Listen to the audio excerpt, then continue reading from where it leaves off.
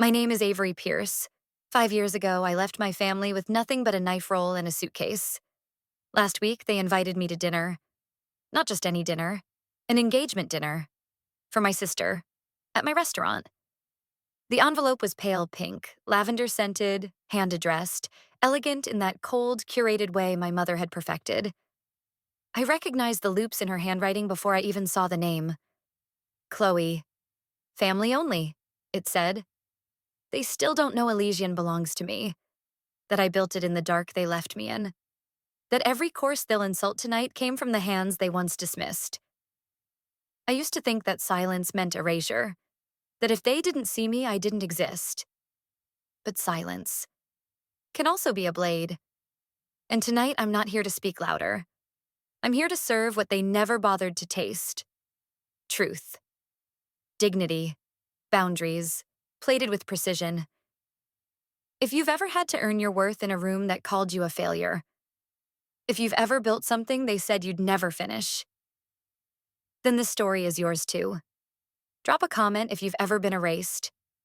And rose anyway. Like this video if you've stopped waiting for their applause.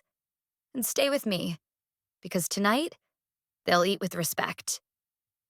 It was handwritten. An elegant card tucked in a pale pink envelope, perfumed with my mother's signature lavender scent. The kind of gesture she reserved for galas and fundraisers. I found it wedged in my building's mail slot like it had no business being there. The name on the front was mine, Avery Pierce, but the handwriting was hers. I knew the loops of her Y anywhere. Inside, just 2 lines. Chloe's engagement dinner. Friday, 7 p.m. Elysian. Family only. I reread it 3 times before the words made sense. Chloe. Engagement. Elysian.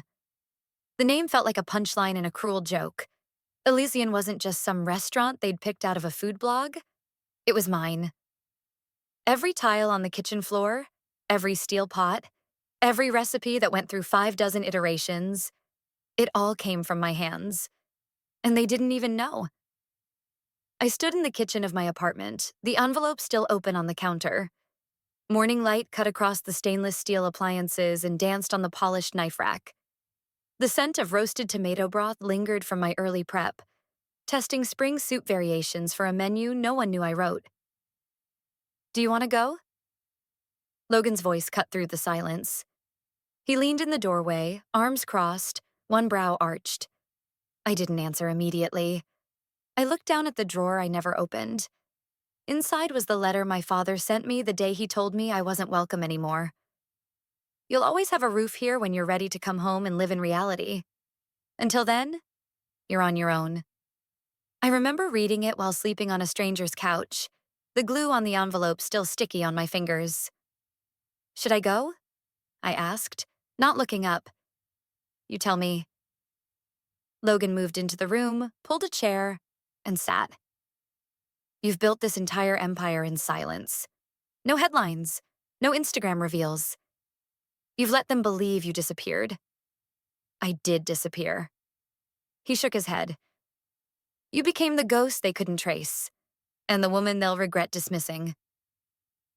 In the kitchen downstairs at Elysian, the morning was already in motion. Chef Selena was prepping the souffle bases with methodical precision. She glanced up when I walked in. They're really coming, huh? I nodded. Center table, she said. Showy a spot in the room. You want them treated like VIPs? No, I replied. Treat them like everyone else. She paused. Everyone else still thinks you're the investor's assistant, remember? Exactly. She didn't press further. That's what I liked about Selena. She understood the weight of silence. Later that day, the banquet team reviewed the layout with Logan. He shot me a look when he saw the names on the guest list. Susan, David, Chloe, Richard, Natalie. Do they seriously not know? Apparently not. You gonna tell them? Eventually, I said, not sure if I meant it. By 6:40, the restaurant gleamed with candlelight and polished crystal. The floral centerpieces stood like quiet sentries along the white linen tables. The staff moved like shadows, all in black, perfect choreography. And at the center of it all, the long, gleaming table, reserved under Chloe's name, sat untouched. I changed into something simple. Black slacks, a dark silk blouse, hair pulled back, no apron, no chef's coat. I didn't want them to see the warrior they'd discarded. Not yet. At 6:57, I stood at the edge of the kitchen, looking through the hallway into the main room. My family was already there. Mom in pearls, her hair stiff with hairspray. Dad in a tailored navy suit, pretending not to look at his watch. Chloe laughing too loudly, probably at her own joke. Rachel swirling a glass of white wine. They looked comfortable, like people who belonged. Like people who had never driven someone out just for loving the wrong dreams. The world outside me was still, but inside something surged. I could hear the kitchen clock ticking behind me. Selena whispered something to a line cook. Logan raised his chin at me in subtle encouragement. I stepped forward. Not through the side door, not through the kitchen. I walked in through the front. My heels echoed on the polished floor as I passed the hostess stand, the bar, the bouquet wall. I didn't slow down. I let the lights wrap around me, the hum of conversation fade into white noise. They didn't even recognize me. That's how long it's been. To them, I was still the girl who failed at finance. To me, they were guests in my empire. The moment I approached the table, my mother's smile tightened like a drawstring purse. Polite, polished, but brittle at the edges. "Avery," she said, rising just enough to air-kiss my cheek. "You've always been so independent. We just wanted the best for you." Translation: "We still think you made a mistake." I took the seat closest to the end, where the light didn't spotlight me like it did Chloe and Brandon. I didn't mind. I was used to corners. Corners saw everything. The menus had already been placed. Custom embossed leather, no prices printed. Chloe picked hers up like it was a formality. "So, still in food service?" she asked, nails tapping the leather. Must be tough surviving off tips. I smiled mildly, tracing the rim of my water glass. "Not exactly." She tilted her head. "Well, I suppose not everyone's cut out for real work. It's good you found something." I felt the pressure in my jaw build, but said nothing. A waiter stepped forward. Malik, steady as ever, and poured wine. My wine. I gave him a nearly imperceptible nod, which he returned like a secret handshake. Brandon leaned forward, his smile all teeth. "You live in the city, right?" He asked it like a game show question. "I do." "Which borough?" He didn't wait for an answer. "We're thinking of investing in Brooklyn, but some areas are getting a little, you know." He shrugged as if he'd just said something clever. "Sketchy." I could see the reflection of the chandelier in his wine glass. It distorted his face, made him look like a funhouse version of himself. "I like where I live," I said simply. He smirked. "That's good. Gotta live within your means, right?" My mother cleared her throat. Avery has always managed, even when she was experimenting.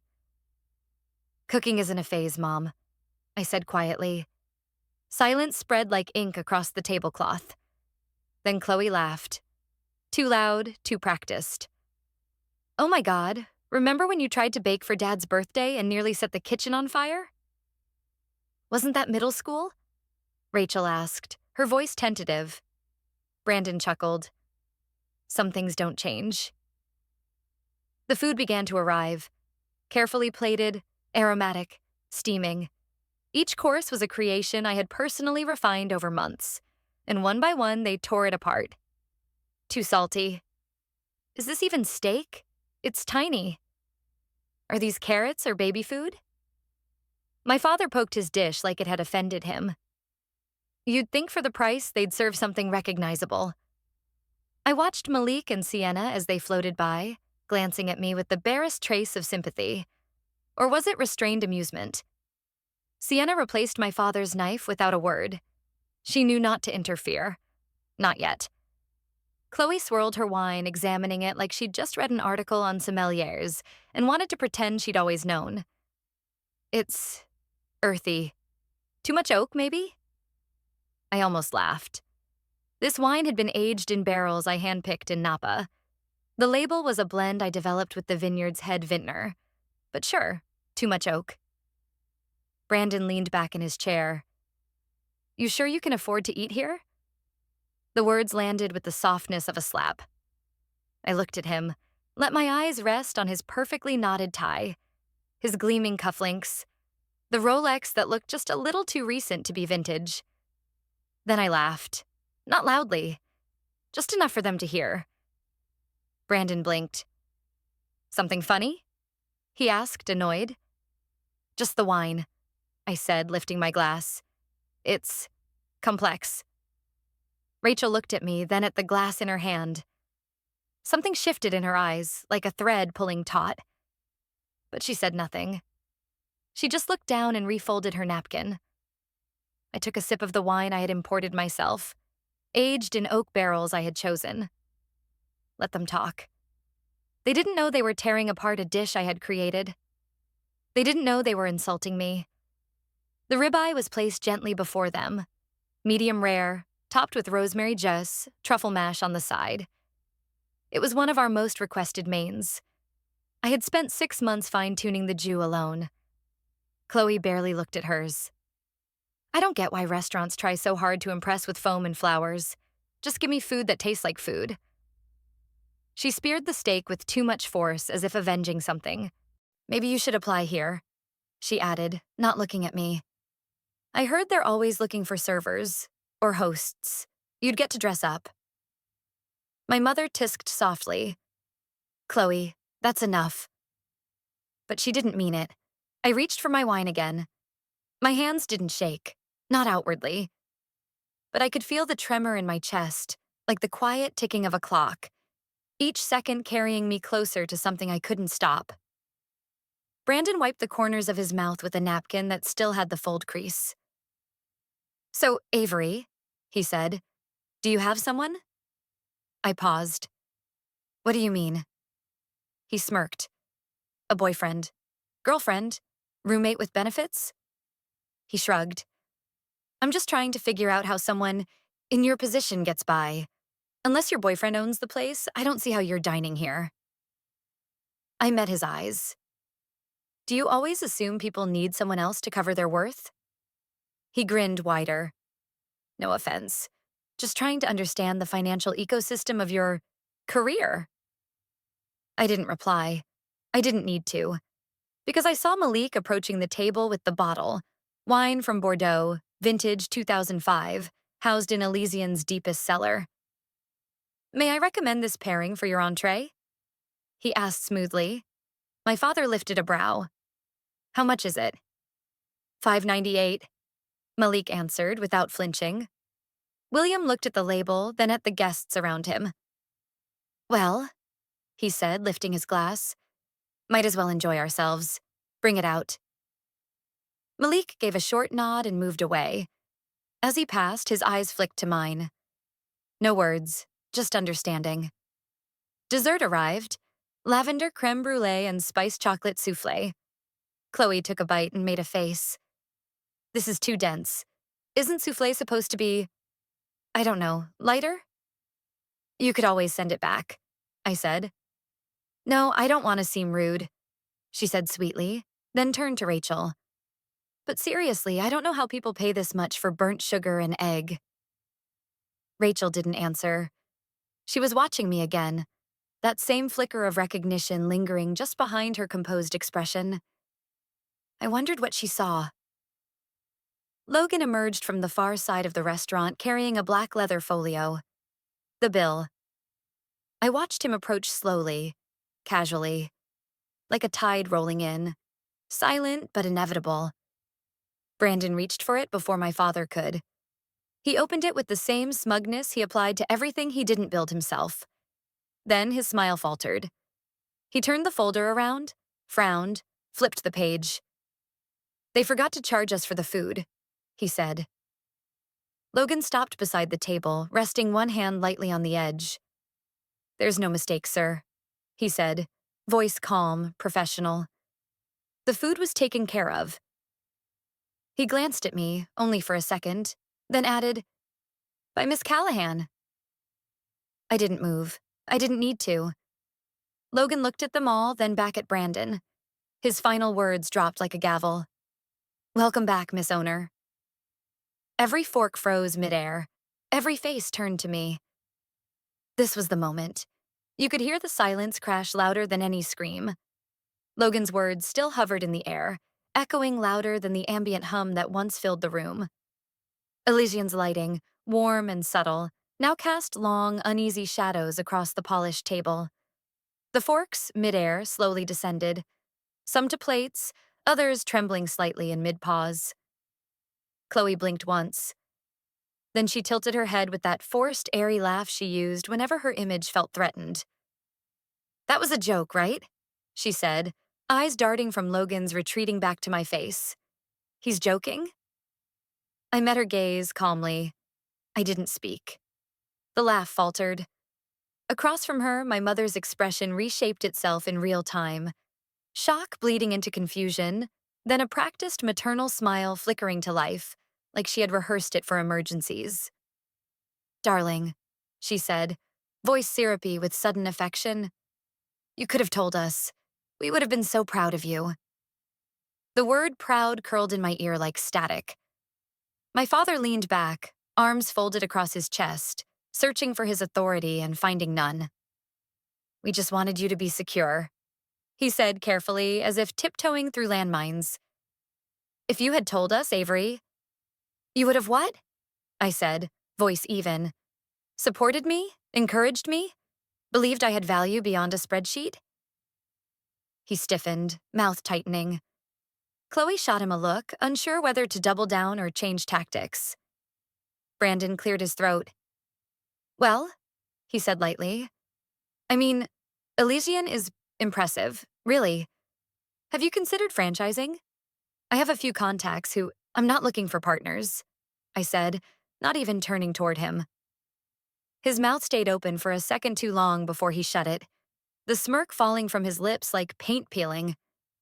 Then Nathan spoke. I was wrong, he said, his voice quiet but firm. All of us were. Everyone turned to him, surprised. He didn't flinch under their gaze. I should have stood up for you, he added, meeting my eyes. I'm sorry. For a brief moment, the world held still. I stood. There was no trembling this time. I reached into my blazer pocket and pulled out my phone, tapping until I found the photo. I turned the screen toward them. The image was from 2020, taken in the sliver of dawn between a midnight shift and prep. I was in a cramped kitchen, sleeves rolled high, both hands wrapped in gauze. Burned, swollen, exhausted. But I was smiling. I didn't build this for your validation, I said, voice calm, deliberate. I built it because you never believed I could. Chloe's mouth parted. Diane's smile evaporated. William looked away. This isn't revenge, I continued. This is a boundary. I let the silence soak in. Let it stretch just enough to hold the weight of every wound they once dismissed as phases, tantrums, rebellion. And it starts tonight. No one moved. No one spoke. And for the first time in 5 years, I felt taller than all of them, even seated. After years of silence, they all wanted a seat at my table again. The dining floor had thinned. The low murmur of clinking glass and silverware had faded into memory. Elysian's soft lighting dimmed just enough to draw the eye inward. To each other, to the unfinished conversations, to the silence between breaths. I remained seated, hands folded, posture straight. Not stiff, not casual. Somewhere between a diplomat and a witness. Diane spoke first, as always. Her tone was gentler now, the brittle edge filed down to something almost warm. We should do brunch next weekend, she said, a hopeful note in her voice. Just us. You, me, the family. I raised an eyebrow. The same family that didn't know what I looked like until 2 hours ago? She smiled, but it cracked. Well, people grow. We can start again. William cleared his throat, trying to sound collected. You've done well, Avery. No question about that. Have you thought about expanding? A second Elysian? Or a cookbook? I didn't answer. Brandon leaned forward, elbows on the table, trying to claim familiarity he hadn't earned. You're sitting on something big here. Real big. If you ever think of taking this national, maybe even global, we could get ahead of it together. A family partnership. Chloe turned toward him, expression tightening. You mean our family? She asked. He didn't look at her. Of course, I just think Avery has potential, real traction. And now you see it, I said quietly, eyes fixed on the rim of my empty wine glass. Chloe narrowed her eyes. So what? This whole dinner? This was some kind of performance? You used tonight to humiliate us? I looked at her fully. My voice was steady. I used tonight to measure the room. I let that sit. Turns out it was worth every course. She scoffed and leaned back, folding her arms like a child who'd just been told no.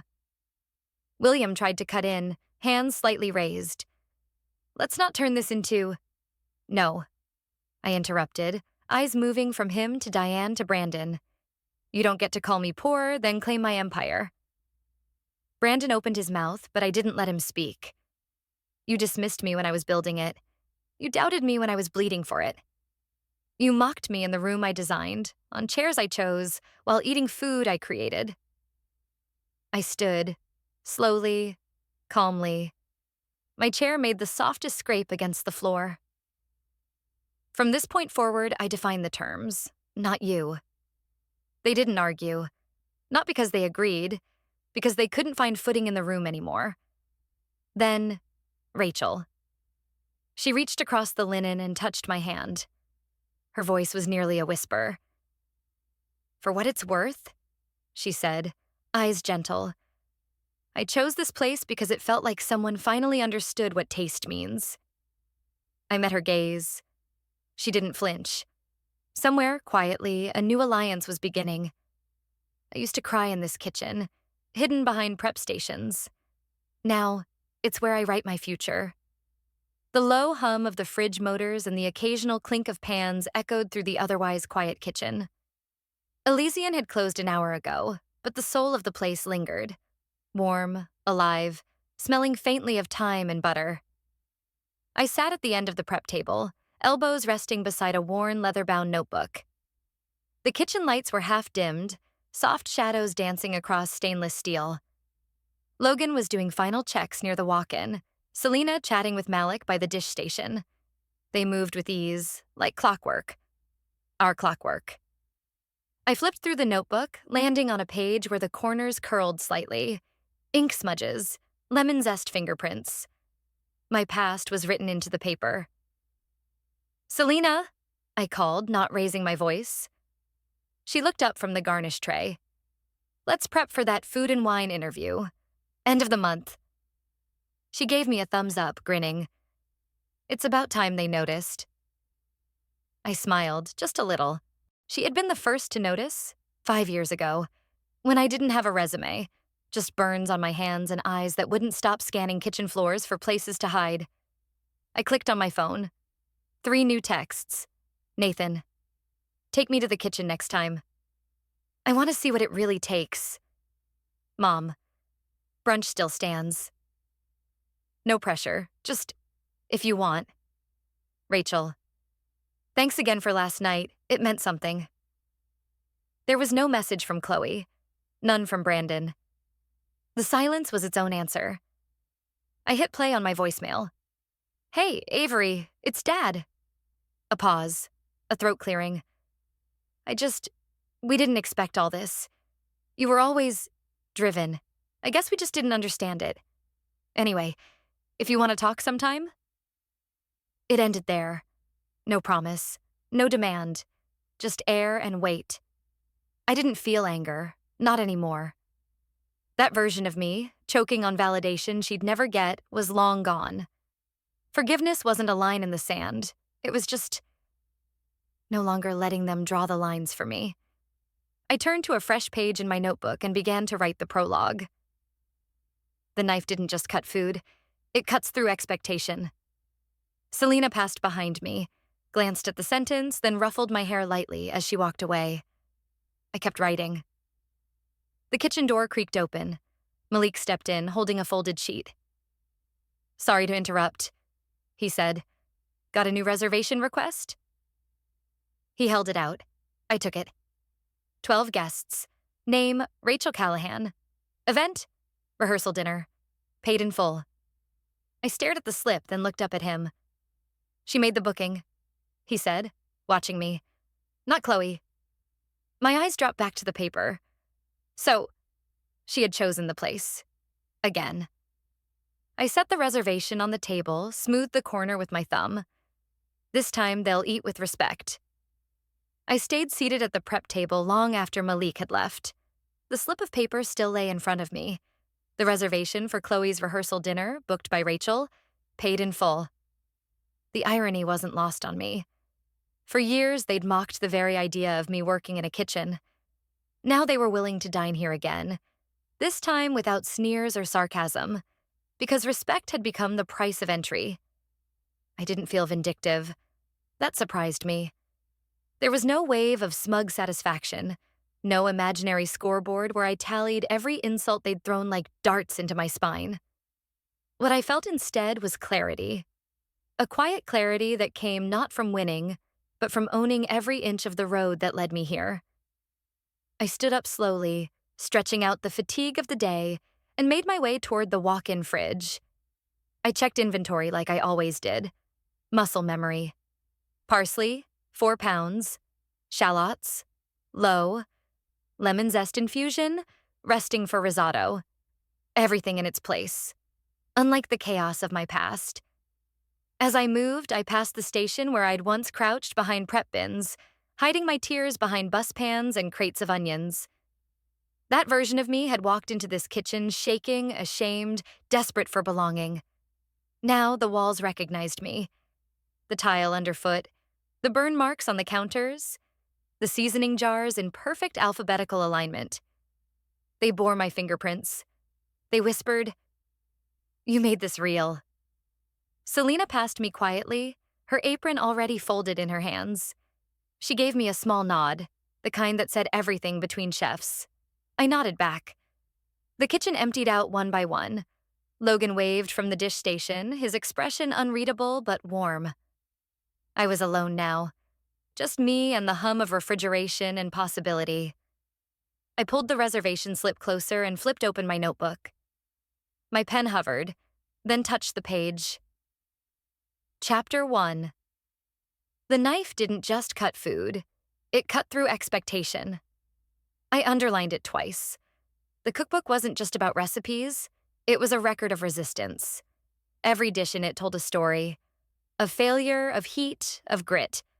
Of my rise, not in spite of rejection, but because of it. My phone buzzed on the counter. Text from Rachel. "I hope someday we can cook together." I didn't respond, but I didn't delete it either. Another message lit up the screen. "Mom, brunch still stands. Your favorite cafe?" I let that one sit, too. Maybe I'd go. Maybe I wouldn't. Forgiveness doesn't need to be fast. It just needs to be real. And it doesn't mean reopening a door. It means deciding whether that door belongs in your house at all. I stood up, grabbed my jacket, and paused at the threshold of the kitchen. I looked back at the clock above the door. 10:41 p.m. Same clock that once marked every aching hour of service when I was just a line cook trying not to collapse. Now, it marked legacy. I turned out the lights and whispered to the room, "This time, they'll eat with respect." And this time, the silence wasn't painful. It was peace. They once mocked her dreams, belittled her ambition, and shut the door when she needed family the most.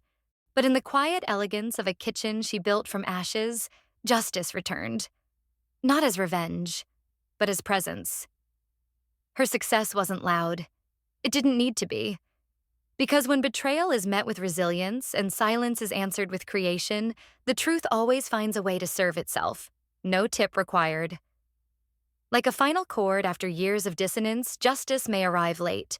But when it does, it echoes. If you've made it this far, thank you.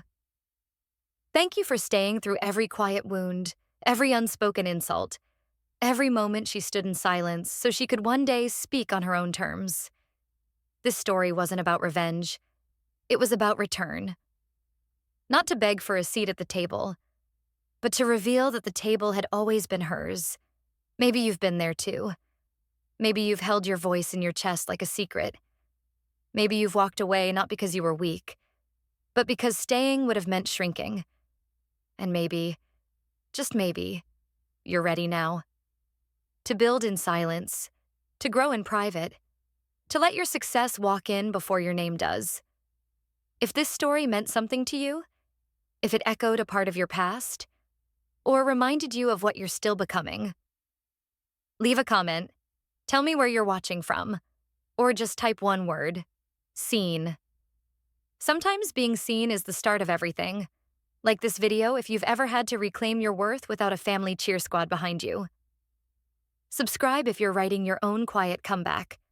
One plate, one page, one step at a time. And to those who followed this channel, this journey, and these stories from the beginning, your presence means more than you know. Every click, every view, every quiet nod across the screen helps keep these voices alive. Voices like Avery's, voices like yours. Because in a world that tries so hard to silence those who dare to dream differently, we need each other to keep turning up the volume on the truth. Thank you for being here, for listening, and for staying long enough to remember. You don't need to be invited to belong. Sometimes you just need to build the room. Until next time, keep creating, keep choosing yourself. And when they finally show up to your table, make sure they eat with respect.